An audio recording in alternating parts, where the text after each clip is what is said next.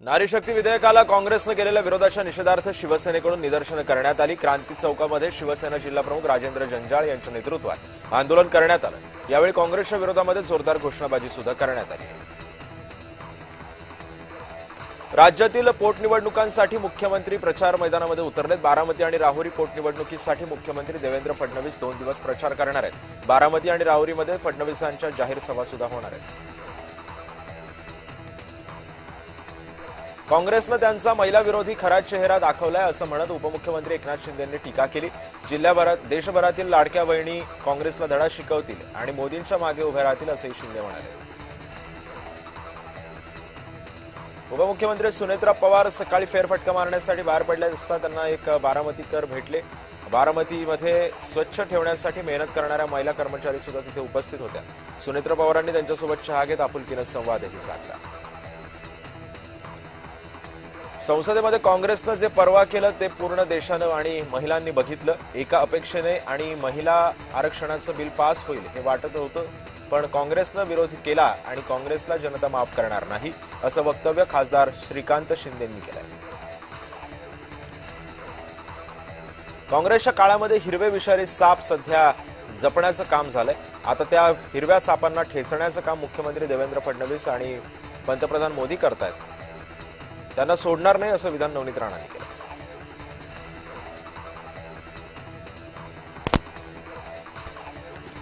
Nashik TCS धर्मांतरण प्रकरणी भाजपचे नेते गोपीचंद पडळकरांनी तीव्र प्रतिक्रिया दिली आहे। शेकडो वर्षांपासून हिंदू धर्माला लक्ष्य केलं जात आहे। हा विषय राजकारण किंवा हिंदू मुस्लिम वादाचा नसून हिंदू धर्माचं रक्षण आणि महिलांच्या सन्मानाचा भाग असल्याचं पडळकर म्हणतात।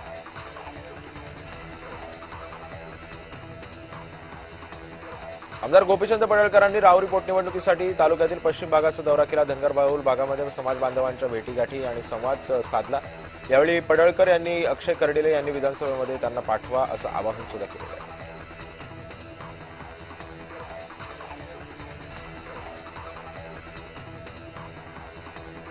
सांगलीमध्ये राष्ट्रवादी पक्षातील अंतर्गत संघर्ष उफाळलाय। महानगरपालिका गटनेत्याच्या विरोधामध्ये संताप व्यक्त करत तब्बल 35 पदाधिकाऱ्यांनी जिल्हाध्यक्षांकडे राजीनामे मागितले।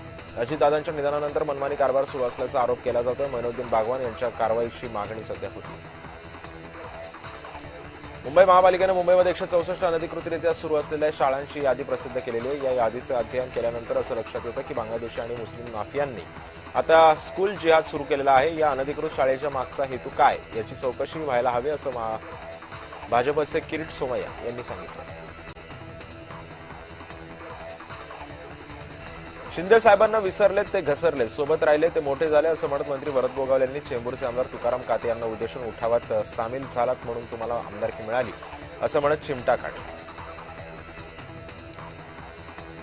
15 वर्षापासून ज्यांच्यावरती कुठलाही डाग नाही, खंबीर नेतृत्व म्हणून नरेंद्र मोदी यांच्याकडे पाहिलं जातं। अशा व्यक्तिमत्वावरती टीका करताना स्वतःची पातळी एकदा संजय राऊतांनी तपासली पाहिजे असं म्हणत संजय क्षीरसागरांनी राऊतांना टोला लगावला।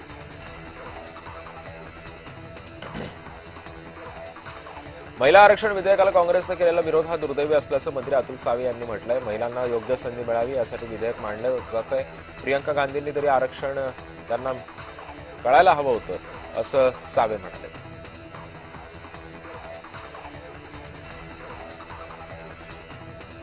पंतप्रधान नरेंद्र मोदींनी देशाची माफी मागावी असं मोदींच्या भाषणामध्ये 86 वेळा काँग्रेसचा उल्लेख आला।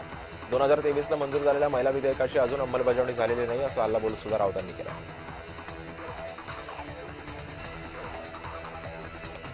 बारामती पोटनिवडणुकीमध्ये जितकं मताधिक्य कधी मिळालं नव्हतं तितकं मताधिक्य सुनेत्रा पवारांना आणि त्यांच्या यशाला मिळेल। मताधिक्यानं त्या विजयी होतील असा विश्वास मंत्री दत्तात्रय भरणे यांनी व्यक्त केला।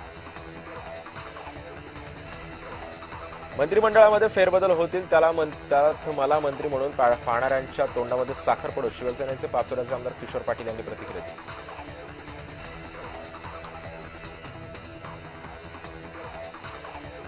मुख्यमंत्री एकनाथ शिंदेंच्या हस्ते रायगडातल्या तळा तालुक्यातील बोरीचा माळ या गावातील श्री लक्ष्मीनारायण मंदिराचं उद्घाटन सोहळा पार पडला।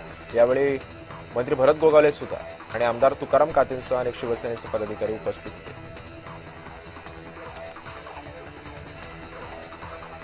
उपमुख्यमंत्री एकनाथ शिंदे हे सोमवारी सातारा जिल्ह्याच्या दौऱ्यावरती जाणार आहेत। अंगापूर येथील एका धार्मिक कार्यक्रमाच्या उपस्थितीनंतर सातारा शहरातील गांधी मैदानावरती एकनाथ शिंदे प्रथमच यांची जाहीर सभा होणार आहे। साताराच्या शिवसेनेच्या पदाधिकाऱ्यांनी या संदर्भातली माहिती दिली।